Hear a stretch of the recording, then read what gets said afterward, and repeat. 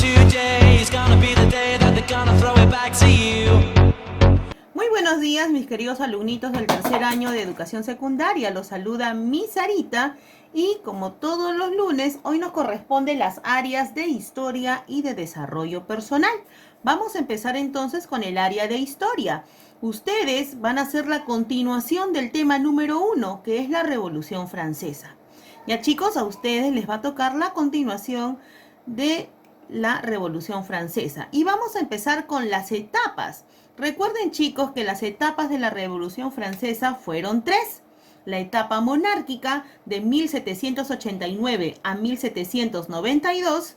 Luego la etapa republicana de 1792 a 1804.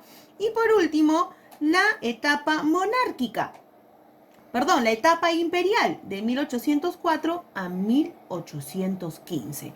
Muy bien, vamos a empezar entonces con la primera diapositiva. Etapas de la Revolución Francesa.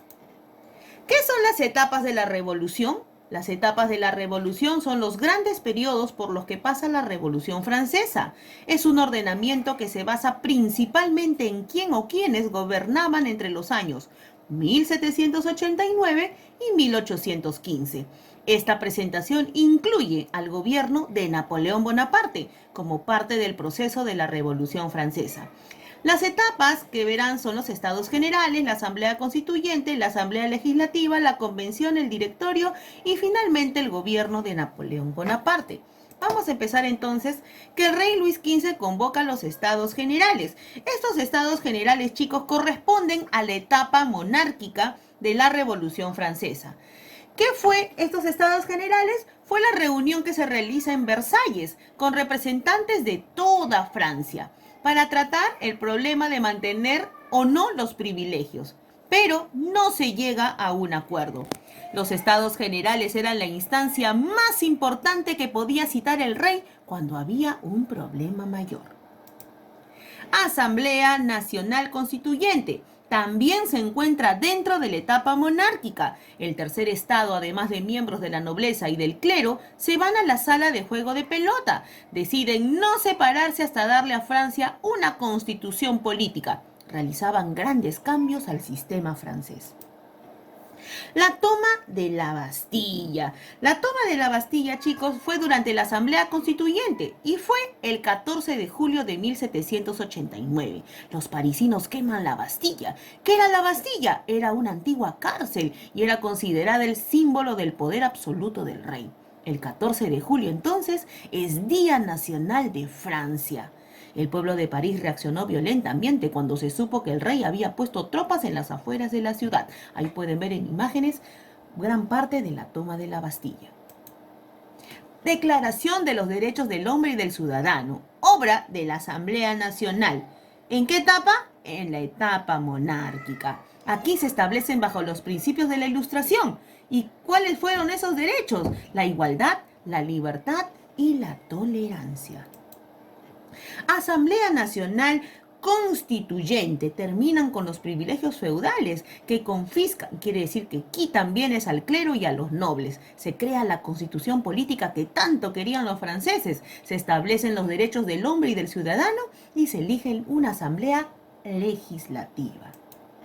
La Asamblea Legislativa fue la etapa en que se crea un organismo que crea leyes en Francia. Surgen grupos políticos, los más exaltados o jacobinos y los más moderados o girondinos. El líder jacobino es Robespierre. La Asamblea declara la guerra a los países contrarios a su revolución y en la imagen pueden ver al líder jacobino Robespierre. La Convención es el periodo en que gobiernan los jacobinos con Robespierre. Dan muerte a los reyes, estableciendo la república como sufragio universal. Se crea el culto a la diosa razón. Se establece un nuevo calendario y mueren cerca de 40.000 franceses en la guillotina. Esta es la guillotina, ven acá. Esta parte de acá era aquel que sacaba la cabeza rápidamente porque iba a una velocidad máxima y el acusado tenía la cabeza aquí y al activar la guillotina lo decapitaba. Muy bien. Vamos aquí, el directorio. Los moderados reaccionaron en contra de los jacobinos. Se pone fin a la época del terror, se ajusticia y guillotina a Robespierre. El gobierno de Napoleón, y con eso ya terminamos. En el año 1799, Napoleón Bonaparte hace un golpe de estado y se toma el poder. Él se nombra cónsul, luego primer cónsul, después cónsul vitalicio y en 1804 se nombra emperador. Pero pierde su poder en el año 1815, muriendo en el año 1821 en la cárcel de la isla de Santa Elena, en el medio del Océano Atlántico. Muy bien, mis queridos alumnitos, ahora pasamos a desarrollo personal. Muy bien, mis queridos alumnitos del tercer año de secundaria, continuamos entonces con las clases de desarrollo personal.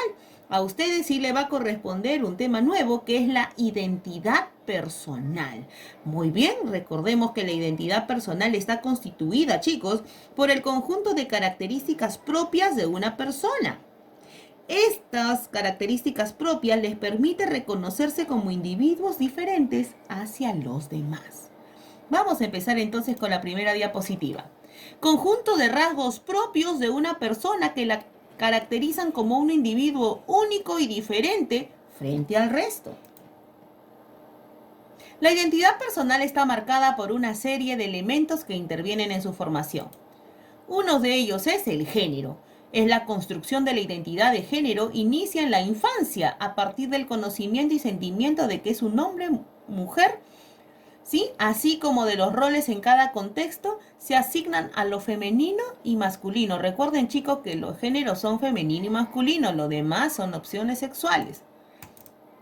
Muy bien, vamos ahora a los grupos de pertenencia. Los grupos de pertenencia son los grupos a los que cada uno pertenece, contribuyen a construir la identidad, pues frente a los otros, cada persona se afirma como un ser individual y reconoce que comparte con ellos gustos, valores, propósitos, ideas y formas de vivir.